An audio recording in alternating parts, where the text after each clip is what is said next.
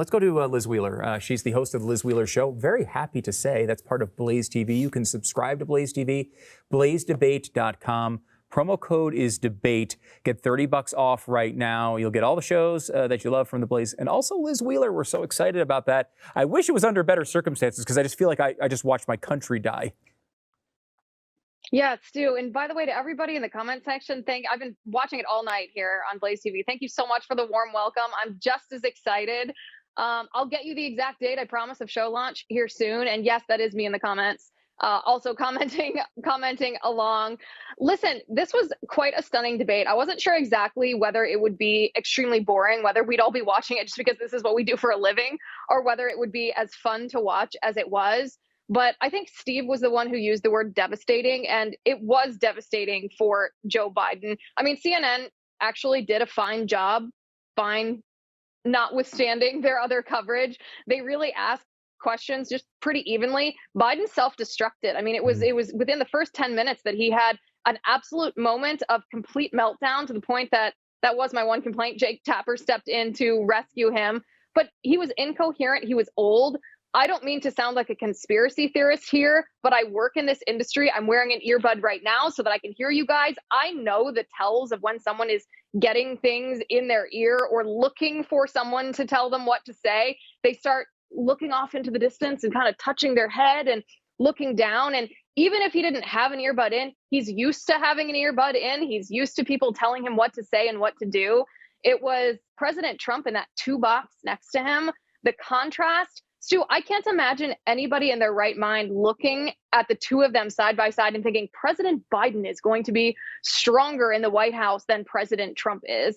Trump was, to his credit, very well disciplined. He did very well on immigration. He did very well on January 6th. He did very well following the rules of the debate. I thought he played it extremely strategically. And I mean, needless to say, it's very obvious it was a win for him. But even on some of these tough issues on election integrity, his answer was very good. I think that this was certainly a net positive for him. I don't, however, I want to disagree with the panel just a little bit. I think it might have been Steve who said this, although Steve, you can push back on me if this was on X and not you. A lot of people are saying that President Biden is going to be kicked out by the Democrats, that this is the beginning of them replacing him. I don't think that's going to happen. I don't think it's going to happen for a couple reasons. First of all, it's such an enormous task to get voters to recognize a candidate's name. This name recognition, the universal name recognition that we experienced with Hillary Clinton and Donald Trump, is not easy to achieve. That's the first election in history that both candidates had that name recognition. They don't have that much time, the Democrats don't, to introduce a new candidate to people in a way that would be effective. A lot of people wouldn't hear about a new candidate until election day. They wouldn't know who to vote for. So for just practical reasons, it wouldn't be a very smart or strategic idea. But I look at this fairly diabolically. I don't think that the Democrats would kick Joe Biden out because they know that we know Joe Biden is demented, and they don't care that we know. They're thumbing their noses at us. They're trying to humiliate us. They're doing this intentionally to say, listen, we can do whatever we want. We control Biden. We control the White House, and we want to control you, and there's nothing you can do about it, because that's what they believe after COVID, after January 6th, after this lawfare against Trump. They are just wild. They're just in their ego all the time, thinking they can get away with everything. And I think they truly believe that even though Joe Biden looks like a doddering nursing home patient, that they're going to get away with putting him in the White House. Gosh, that's a terrible commentary on our country, if that's accurate. So let's talk about Trump's performance here. In some ways, I feel like watching that debate, it was exactly what you would want to happen. It was all about Joe Biden. It felt to me like sometimes I almost found myself not even hearing what Trump was saying because I was so mesmerized at how bad Joe Biden was and was looking to his left and down at notes that weren't there and all of those things. Did Trump take advantage of this situation? And for that first half hour, it was one of the most devastating half hours of a debate I've ever seen in my life. Did he do enough to win over people that aren't Blaze viewers? Did he go and get the people who might be undecided?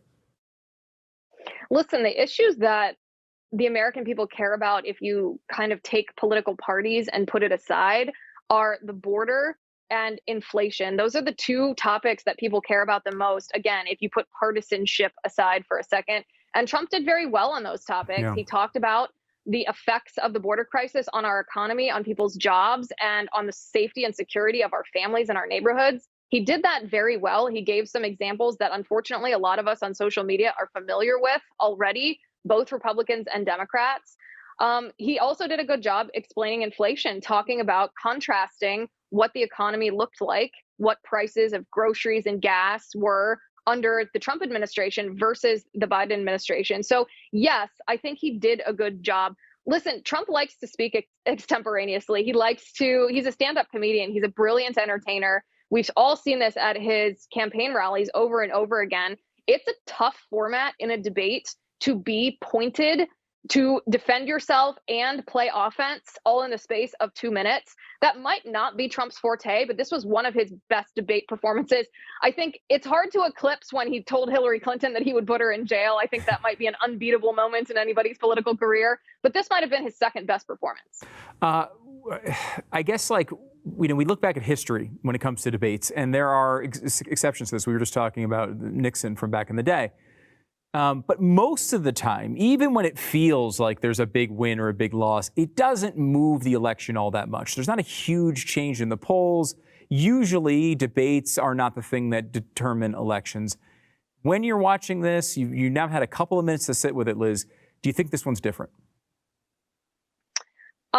No, I don't. I wish I did, but I don't. It's pretty far in advance of the presidential election, and CNN has some of those crazy debate rules for the media afterward. There's some really dumb restrictions on how you can use the clips from the debate. So it's not like some of these are going to go viral on social media and be used in campaign ads, because they have it all wrapped up in red tape, what we're allowed to use, because they want people to go to CNN and they don't want these videos to go viral. So truthfully, I'm not sure it's going to change a lot of undecided voters. Listen, it's the middle of the summer. We're about to have July 4th. A lot of people are like at the pool and at the beach and, having fun with their families too. Or they're going to be, even if they watch tonight, they're going to be doing those things tomorrow. So I don't know. Undecided voters typically just make up their minds just in the last 2 months before the election. We are obviously somewhat further away from the election than that. I do think it helps the Trump campaign be able to target exactly what's effective for them. It helps them cement their strategy going forward. It probably puts the Democrats in somewhat of a panic as well. So it might impact the campaigns more than it impacts the people having watched it tonight. Although I think we all feel kind of energized, and Democrats, at least on X, seem to be melting down. Yeah, it's not a happy night for them. It's funny, too. I mean, they're going to blame this. They're going to come back to this. But, it seems like sitting presidents in that first the re-election campaign, they just seem to always tank that first debate. I don't know what it is. It's a weird thing.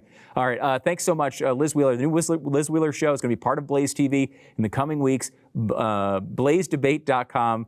The code is debate. You could save $30. Liz, thanks so much and welcome to the team. Appreciate it. Thanks, Stu. I appreciate it.